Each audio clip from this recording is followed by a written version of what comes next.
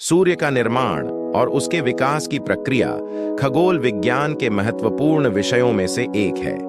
इसका अध्ययन हमें न केवल सूर्य की उत्पत्ति और विकास को समझने में मदद करता है, बल्कि ब्रह्मांड में अन्य तारों के गठन के बारे में भी जानकारी प्रदान करता है।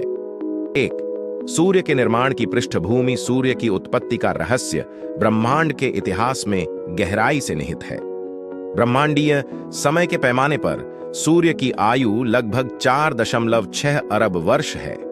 इस अवधि के पहले ब्रह्मांड में मुख्य रूप से हाइड्रोजन और हीलियम जैसे प्राथमिक गैसें मौजूद थीं। यह प्राथमिक सामग्री विशाल आणविक बादलों में संकुचित हो गई, जिससे अंततः तारों का निर्माण हुआ। 1.1 आणविक बादलों का निर्माण। ब्रह्मांड में विभिन्न स्थानों पर विशाल आणविक बादल पाए जाते हैं, जिन्हें नेबुला कहा जाता है। ये बादल मुख्य रूप से हाइड्रोजन और हीलियम से बने होते हैं, साथ ही इनमें धूल और अन्य भारी तत्व भी होते हैं। नेबुला के भीतर गुरुत्वाकर्षण बल और आंतरिक दबाव के बीच संतुलन बना रहता है, जो बादल को स्थिर बनाए रखता है। जब कोई बाहरी प्रभाव जैसे सुपरनोवा विस्फोट या अन्य तारकीय घटनाएं इन बादलों पर प्रभाव डालती हैं, तो इनका संतुलन बिगड़ जाता है और संपीड़न शुरू हो जाता है। 1.2 सूर्य के निर्माण के लिए प्रारंभिक स्थिति। सूर्य के निर्माण की प्रक्रिया लगभग 4.6 अरब वर्ष पहले शुरू हुई। हमारे सौर मंडल का उद्गम एक विशाल आणविक बादल के एक छोटे से भाग से हुआ, जिसे सूर्य नेबुला कहा जाता है। इस बादल में गुरुत्वाकर्षण बल के कारण संकुचन शुरू हुआ। यह संकुचन बादल के भीतर के अणुओं को एक दूसरे के करीब लाया, जिससे इसके केंद्र में दबाव और तापमान में वृद्धि हुई। 2. प्रोटोस्टार चरण। गुरुत्वाकर्षण बल के कारण बादल का संकुचन जारी रहता है और धीरे धीरे इसके केंद्र में एक घनी और गर्म संरचना बनती है, जिसे प्रोटोस्टार कहा जाता है। प्रोटोस्टार के निर्माण के दौरान निम्नलिखित प्रक्रियाएं होती हैं। 2.1 संपीड़न और तापमान में वृद्धि। जैसे जैसे आणविक बादल का संकुचन होता है, प्रोटोस्टार के केंद्र में दबाव और तापमान बढ़ता जाता है। यह बढ़ता तापमान हाइड्रोजन अणुओं को आयनित कर देता है, जिससे प्लाज्मा बनता है। इस अवस्था में प्रोटोस्टार की चमक गुरुत्वाकर्षण ऊर्जा के कारण होती है, जो तापीय ऊर्जा में परिवर्तित हो जाती है। 2.2 प्रारंभिक चमक और विकिरण। प्रोटोस्टार के बनने के दौरान वह इंफ्रारेड विकिरण के रूप में ऊर्जा का विकिरण करता है। यह विकिरण आसपास के गैस और धूल को गर्म करता है, जिससे इनका भी विकिरण प्रारंभ होता है। इस चरण में प्रोटोस्टार को इंफ्रारेड तरंग दैर्ध्य पर देखा जा सकता है, क्योंकि इसकी ऊर्जा मुख्य रूप से इस प्रकार के विकिरण में होती है। 2.3 गैस और धूल का संचय। प्रोटोस्टार के आसपास की सामग्री गुरुत्वाकर्षण बल के कारण उसके चारों ओर घूमती है और एक घूर्णन डिस्क का निर्माण करती है। इस डिस्क में से कुछ सामग्री प्रोटोस्टार में समाहित हो जाती है, जिससे उसकी द्रव्यमान और चमक बढ़ती है। यह डिस्क सौर मंडल के ग्रहों, चंद्रमाओं और अन्य छोटे खगोलीय पिंडों के निर्माण का स्थान भी बनती है। 3.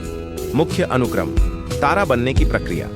जब प्रोटोस्टार के केंद्र में तापमान लगभग 10 मिलियन केल्विन तक पहुंच जाता है, तो हाइड्रोजन नाभिकीय संलयन न्यूक्लियर फ्यूजन के लिए पर्याप्त ऊर्जा प्राप्त कर लेता है। इस संलयन प्रक्रिया के दौरान हाइड्रोजन के नाभिक प्रोटॉन आपस में मिलकर हीलियम के नाभिक का निर्माण करते हैं और इस प्रक्रिया में भारी मात्रा में ऊर्जा मुक्त होती है। 3.1 नाभिकीय संलयन। नाभिकीय संलयन की प्रक्रिया सूर्य के जीवन का आधार है। इस प्रक्रिया में हाइड्रोजन के 4 नाभिक आपस में मिलकर हीलियम का एक नाभिक बनाते हैं। यह प्रक्रिया अत्यधिक ऊर्जा उत्पन्न करती है, जो सूर्य को अपने पूरे जीवन काल में प्रकाशमान और गर्म रखती है। 3.2 मुख्य अनुक्रम अवस्था। हाइड्रोजन के हीलियम में संलयन से उत्पन्न ऊर्जा सूर्य को गुरुत्वाकर्षण संकुचन से संतुलित करती है। यह संतुलन सूर्य को मुख्य अनुक्रम तारा, मेन सीक्वेंस स्टार के रूप में स्थापित करता है। मुख्य अनुक्रम अवस्था सूर्य के जीवन का सबसे लंबा चरण है, जिसमें वह अपनी ऊर्जा हाइड्रोजन संलयन से प्राप्त करता है। इस अवस्था में सूर्य स्थिर रहता है और निरंतर ऊर्जा का विकिरण करता है। 4.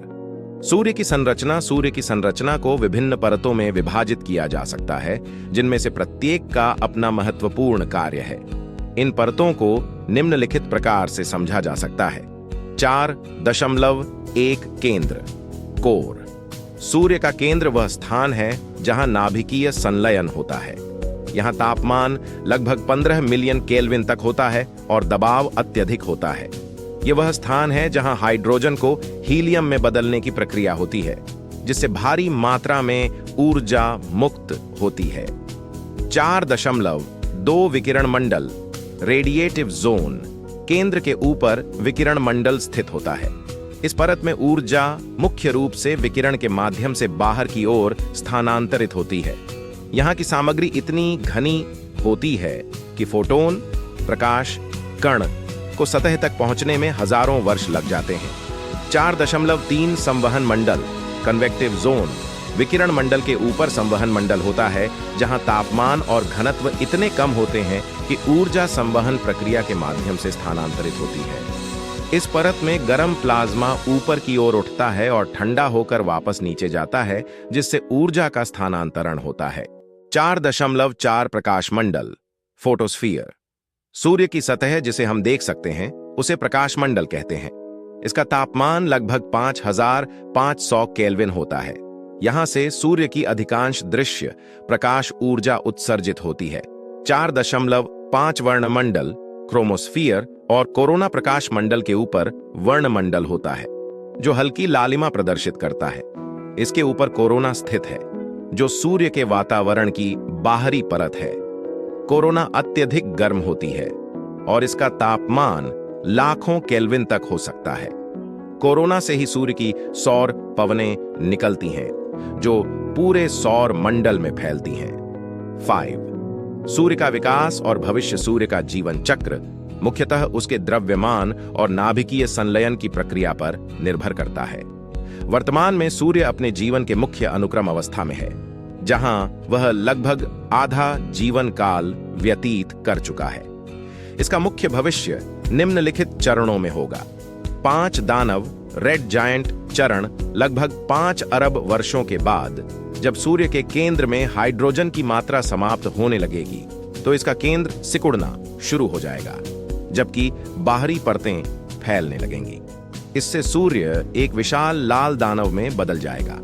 इस अवस्था में सूर्य का आकार कई गुना बढ़ जाएगा और यह अपने आसपास के ग्रहों को निगल सकता है। 5.2 हीलियम संलयन और कार्बन ऑक्सीजन। कोर लाल दानव अवस्था में सूर्य के केंद्र में हीलियम का संलयन शुरू होगा, जिससे कार्बन और ऑक्सीजन का निर्माण होगा।